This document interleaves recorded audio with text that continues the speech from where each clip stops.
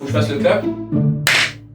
Salut à tous! Aujourd'hui, on va s'intéresser à l'outil maître pour faire de la lumière, la console. Il y a deux grandes familles de consoles qui vont nous permettre de fabriquer la lumière différemment, de concevoir et de programmer la même chose. J'entends par la même chose, vous allez dans tous les cas fabriquer de la lumière, créer vos états lumineux, mais vous allez devoir avoir une réflexion qui sera différente et une approche de ces deux grandes familles de consoles différentes. Les deux grandes familles, c'est les consoles de tracking et les consoles à preset. Alors on va commencer par la famille historique, c'est la famille dite à préparation, qu'on appelle aussi les consoles à preset. Petit voyage dans le temps. Ah oui, elle est plus vieille que moi. Alors, console à preset, console à prépa. Je suis sûr que ça marche encore. Allez, on y va. Qui dit prépa dit deux prépas sur celui-ci, deux rangées.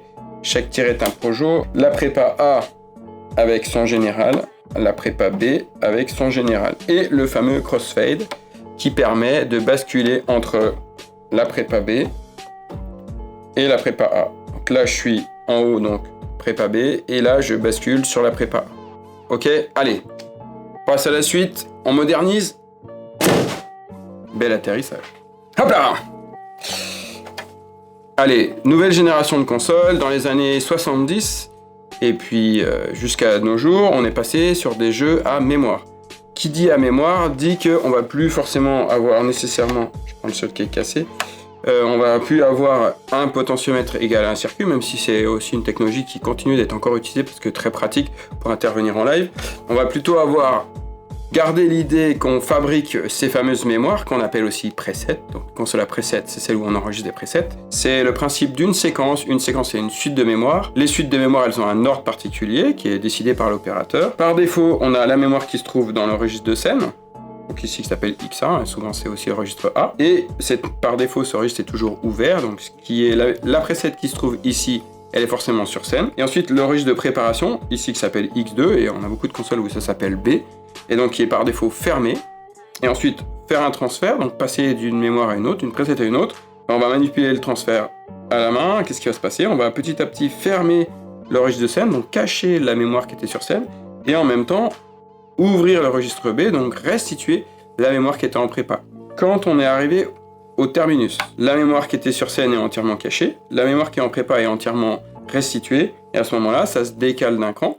La mémoire en prépa passe en scène, évidemment le registre de scène s'ouvre automatiquement, et la mémoire qui était avant la mémoire en prépa se met en préparation, et évidemment le registre de préparation se ferme automatiquement. Et on va effectuer toute la séquence de cette manière. On a bien évidemment possibilité d'utiliser des temps, donc de temporiser les différents effets lumineux. Pour exploiter les temps, on va utiliser la fonction Go, et les temps sont très importants puisque ça va conditionner les effets un peu plus sophistiqués qui seront plus difficiles à réaliser de façon parfaitement identique entre deux spectacles. Je pense que j'étais assez clair sur la notion de console à preset. Je vous ai préparé un petit visualiseur et on va lancer Cobalt et je vais vous montrer qu'est-ce qui se passe quand on fait de la restitution. Allez, salut le lynx.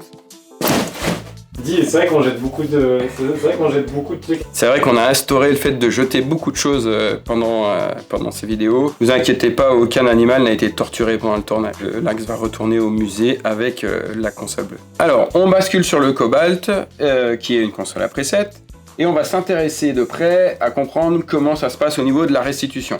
Donc j'ai construit une séquence qui contient 13 presets.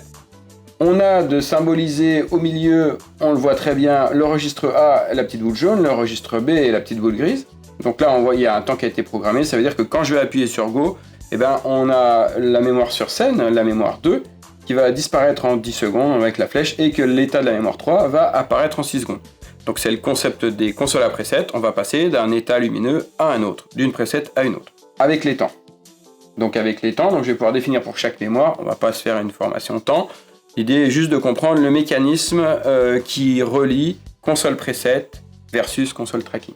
C'est parti, allez. On envoie la mémoire 3. Donc là, ça suit les temps qui étaient programmés. Et puis, il y a un petit bouleversement dans mon spectacle. Je dois amener ma mémoire 4 maintenant. La mémoire 4, vous avez vu que c'était un noir. Et la mémoire 4 a été prévue en 1/10. Qu'est-ce qui s'est passé sur scène? Il s'est passé que la mémoire 4, elle a été appelée.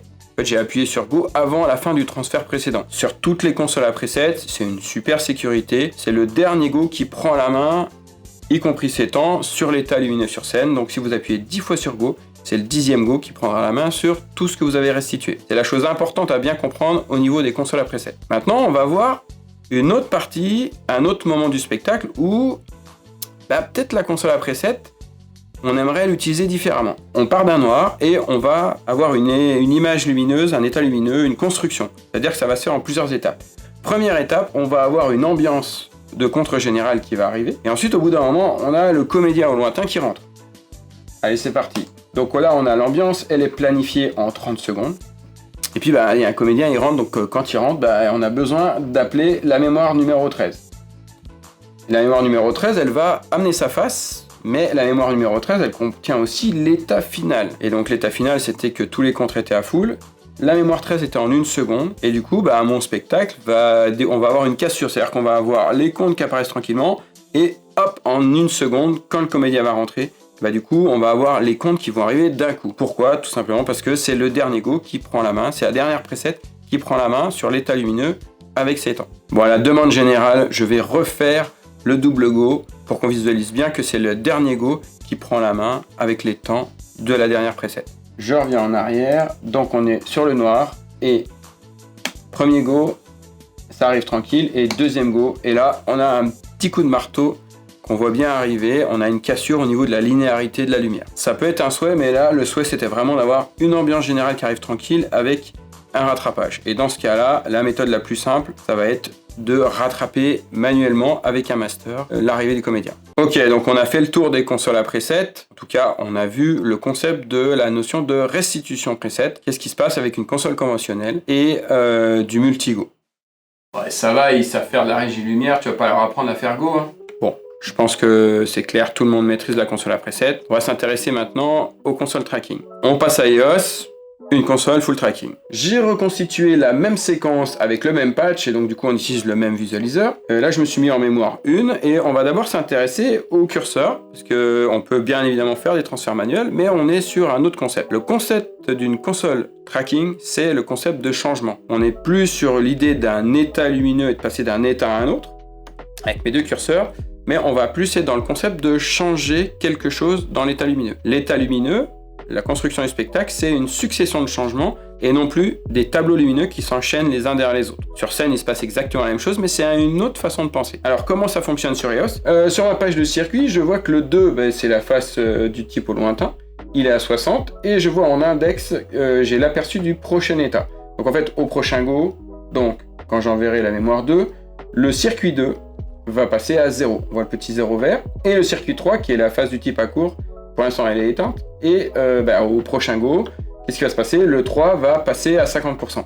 On visualise aussi que le 25, il a une valeur magenta, il est à full, il va rester à full, il va pas changer. Tout le monde l'a compris, il y a un petit code couleur. Le circuit 2, il va vers une valeur verte c'est une valeur qui diminue, et le circuit 3, il va vers une valeur bleue, donc c'est des valeurs qui augmentent. Magenta, c'est des valeurs qui ne changent pas. Petit moyen mémotechnique, le bleu, c'est le ciel, et l'herbe, c'est vert, c'est en bas. On va avoir le curseur de gauche qui va gérer tous les circuits qui vont augmenter. Donc là, je vois que le 3 est à 0 et je vois qu'il va augmenter à full. Donc le curseur de gauche contrôle ce qui va s'allumer. Et le curseur de droite, le 2, il va se couper. Donc il est piloté par le curseur de droite. En clair, les couleurs qui sont indiquées sur mes écrans vont m'indiquer quel curseur va les piloter manuellement. Ok, on a donc parlé du comportement qu'avaient les curseurs, donc on a vu que le crossfade existait, permettait aussi de faire des transferts manuels avec un jeu de tracking. Par contre, il a un comportement qui est un petit peu différent dans l'approche et dans le contrôle. Allez, on va s'intéresser à l'effet que je vous ai parlé tout à l'heure. Je voudrais partir de mon noir, puis construire en plusieurs étapes. On était dans la mémoire 11, donc je me positionne en 11, la 11 c'est un noir, donc normalement ça devrait s'éteindre. Voilà, on est parti d'un noir, donc prochaine mémoire en 30 secondes, la 12. Donc on a tranquillement l'état qui s'installe, attention le comédien arrive, et top pour le comédien. Alors qu'est-ce qui se passe? On le voit très très bien sur la séquence, on voit que la mémoire 12 continue de tourner, 20, 19, 18, et on voit que la 13 est bien arrivée, et je visualise que mes comptes sont seulement à 50%, et vont monter tranquillement pour arriver à full. Donc là on voit clairement que les consoles de tracking, en restitution, quand on fait du multigo, on a un comportement différent. On a quelque chose qui est plus linéaire qu'avec une console à preset. Maintenant, on va aller dans une autre situation, le fameux noir. Le noir doit arriver cut et un peu plus en avance que ce qui était prévu. On va aller en mémoire 2.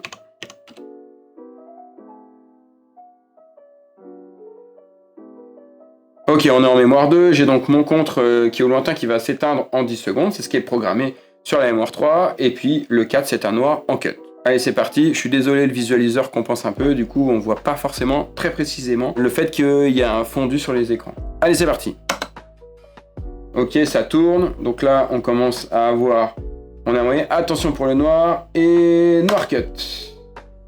Là, ça s'appelle un flop, limite un apéro quand même. Ok, bon, là je crois que vous avez senti qu'il y avait un truc qui n'allait pas. En fait, c'est pas que ça va pas, c'est que la console de tracking, eh ben, elle restitue tout de façon linéaire. La mémoire 3 a été prévue en 10 secondes, elle a bien fait tous ces changements en 10 secondes, et la mémoire 4 était prévue en 0, sauf que la mémoire 4, c'était seulement éteindre le circuit 3, qui était prévu à 0. Je vais vous refaire un petit passage, on va se diffuser la séquence depuis le début, pour que tout le monde comprenne bien qu'est-ce que c'est qu'une restitution sur une console de tracking. Je pars du début. Mais qu'est-ce qui se passe? On voit clairement que la 1 effectue ses changements en 5, la 2 en changement en 4, la 3 en 10 et la 4 en 0. Okay, on a quelque chose de totalement linéaire. Chaque changement s'effectue par défaut avec son temps. Alors vous allez me dire, ah c'est de la merde, ça peut pas le faire. Bah si, il y a quand même une solution. La solution, c'est de donner la priorité à la mémoire 4 sur le reste. Ça s'appelle assert. Q4 assert.